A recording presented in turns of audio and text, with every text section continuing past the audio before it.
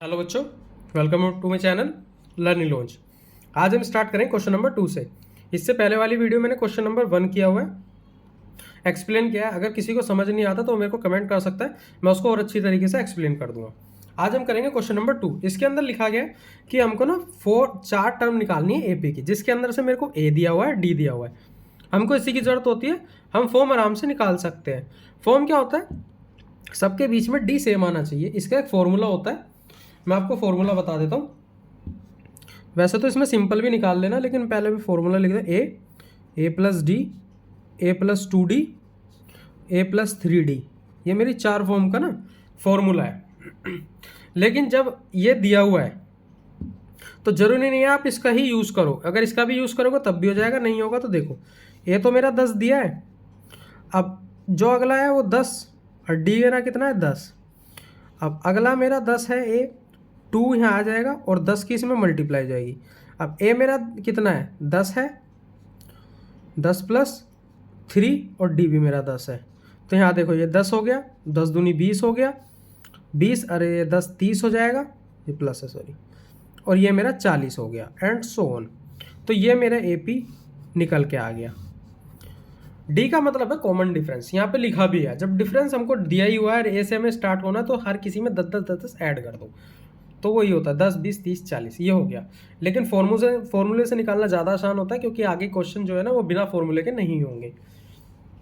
अब इसके अंदर डी मेरा 0 दिया हुआ है, मतलब कॉमन डिफरेंस है ही नहीं।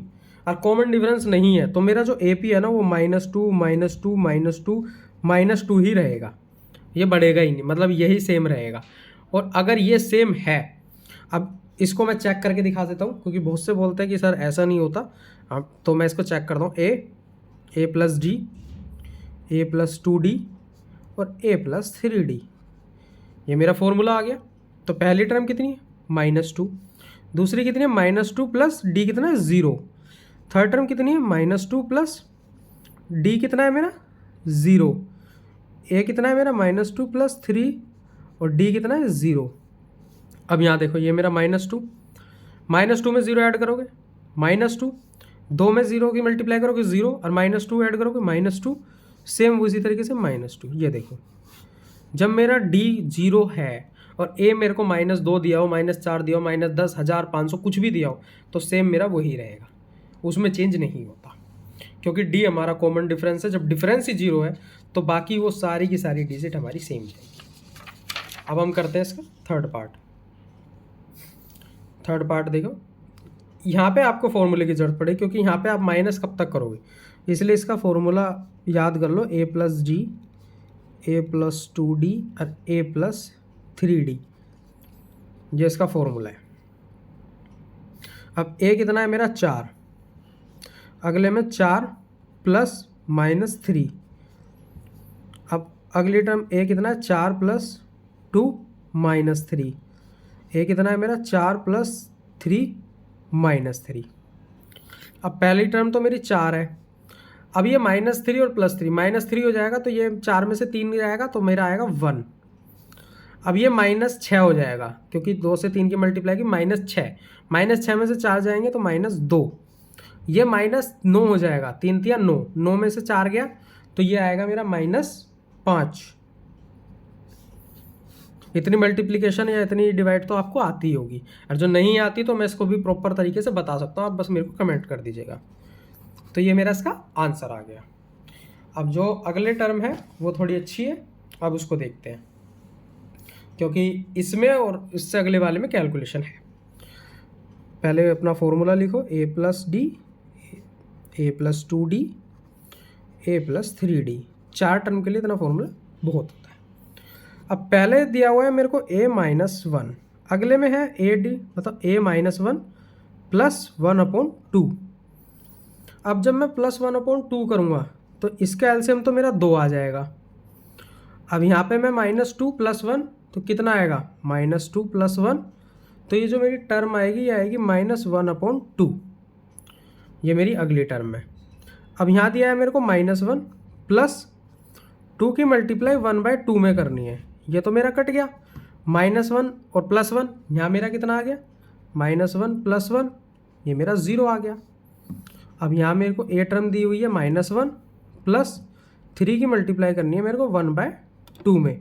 अब ये ऊपर मल्टीप्लाई हो जाएगा तो ये मेरा -1 आ जाएगा प्लस 3/2।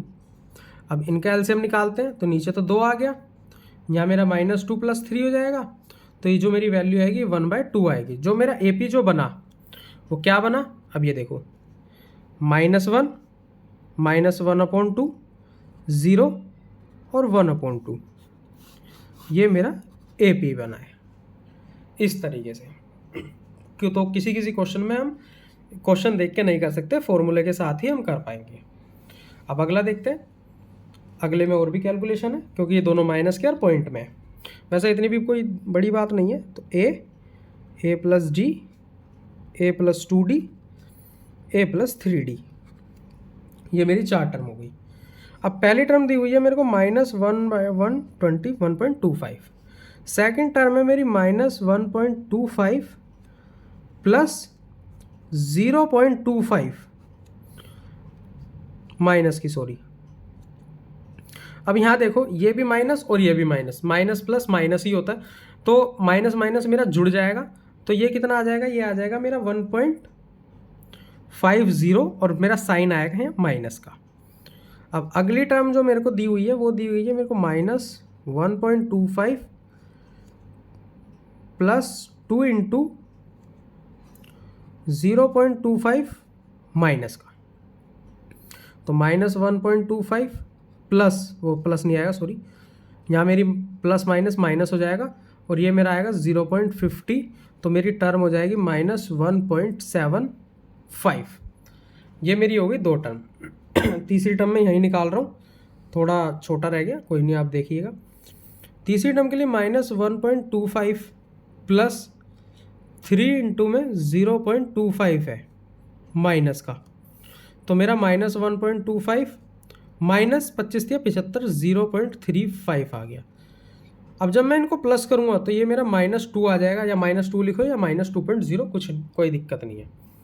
अब मेरे को ये आ गया। अब तो मेरी जो AP आई है वो आई है मेरी -1.25 -1.50 -1.75 और मेरी आई है -2.00 या 200 लिख लो, तो ये मेरी AP आ गई।